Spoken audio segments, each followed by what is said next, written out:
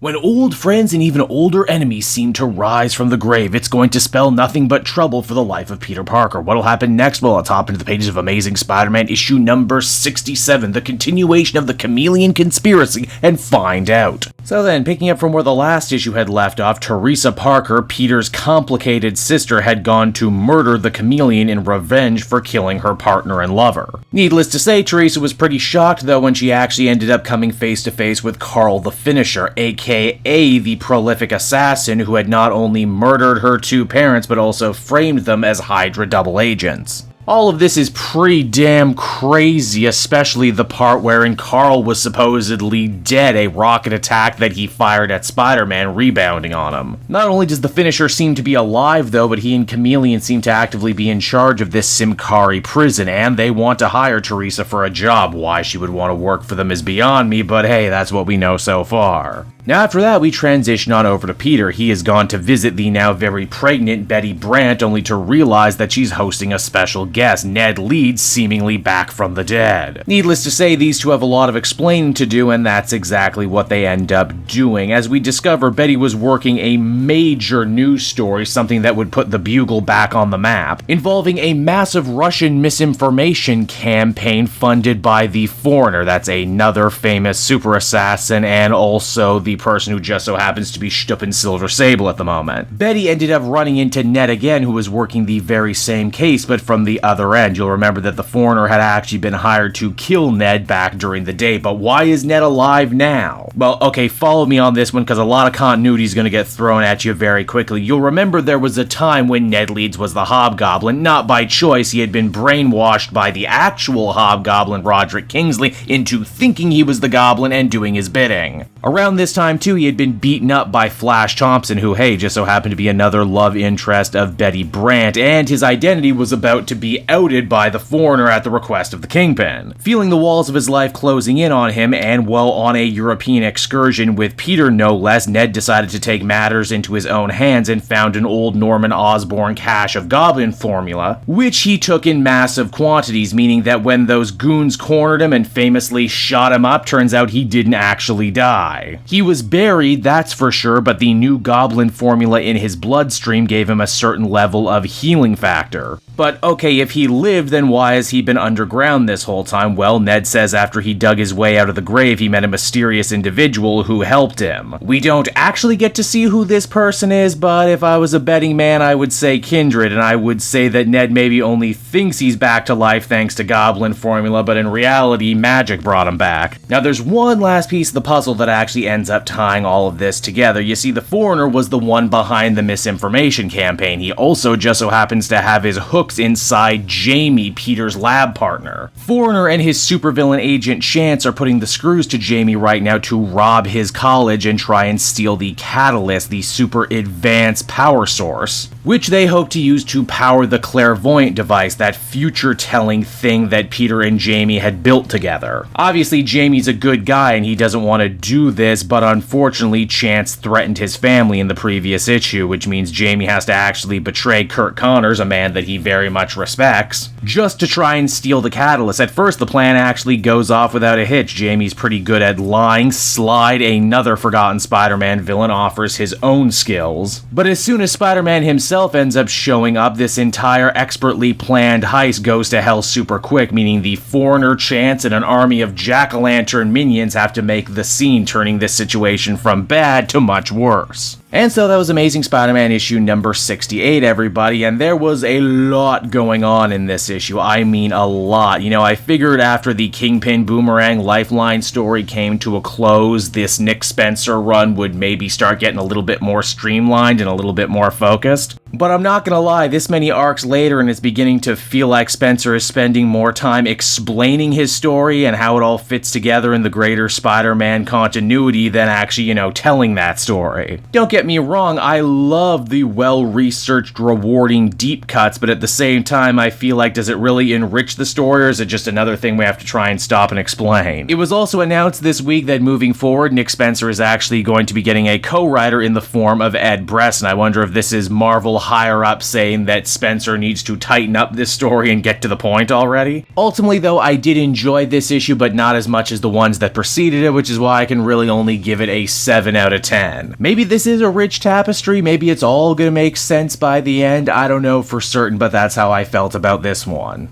Hey there everyone, Kate Joel again, and I just want to thank you so much for watching to the end of the video. It means a lot to me. And hey, if you enjoyed the book I covered in this issue and want some comics of your own, might I recommend Book Depository? It's my #1 place for shopping for comic book trades. You get a great price, and if you use my link down in the description, you'll actually be helping me out at the same time. You get something, I get something, everybody wins, right? So until next time everyone, I've been Joel, and I will see you in the next video. Bye-bye.